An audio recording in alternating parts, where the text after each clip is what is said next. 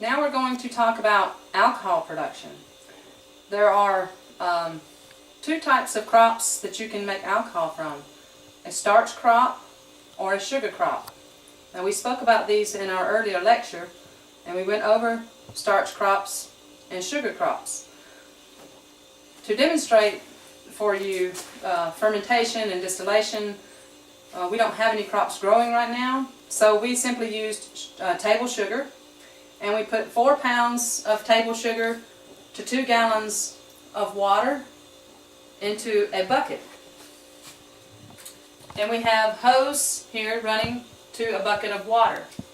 So what's going to happen is we put the yeast in here that we talked about earlier, the Sericea yeast in here, just a couple of days ago, so this is not quite ready yet for distillation. Fermentation needs probably another 24 to 48 hours before this is ready.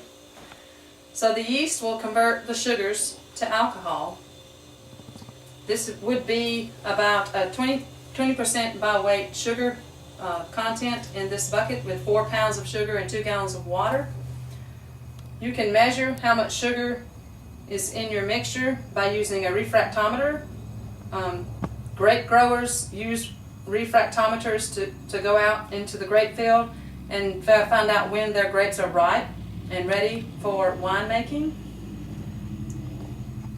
It simply tells you the weight by volume of sugar content within your product, whether it's a grape, whether it's sugar water, whether it's sugar cane, whether it's sorghum, or sweet potatoes, or any of the products we talked about.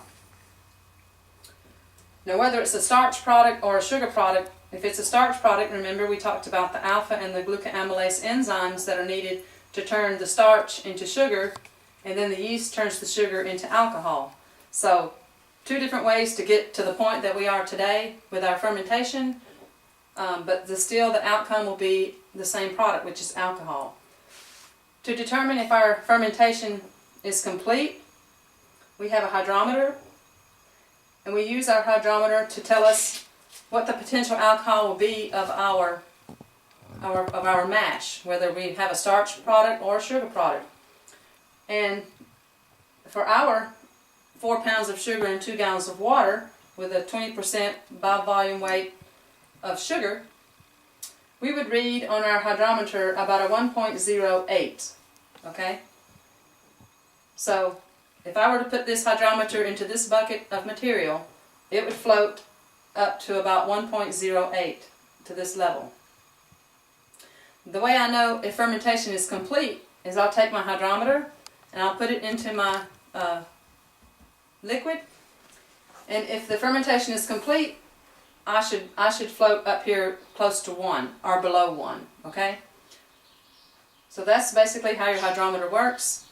You have a more viscous substance, the hydrometer is going to float higher. As the yeast turn the sugar into alcohol, the alcohol becomes lighter, and the hydrometer sinks down into the liquid, and it takes a reading of 1 or less than 1. Okay? So we're not ready yet for that. It will be in a couple more days, but just you want to have a hydrometer to let you know when your fermentation is complete, to kind of let you know what kind of alcohol you're making.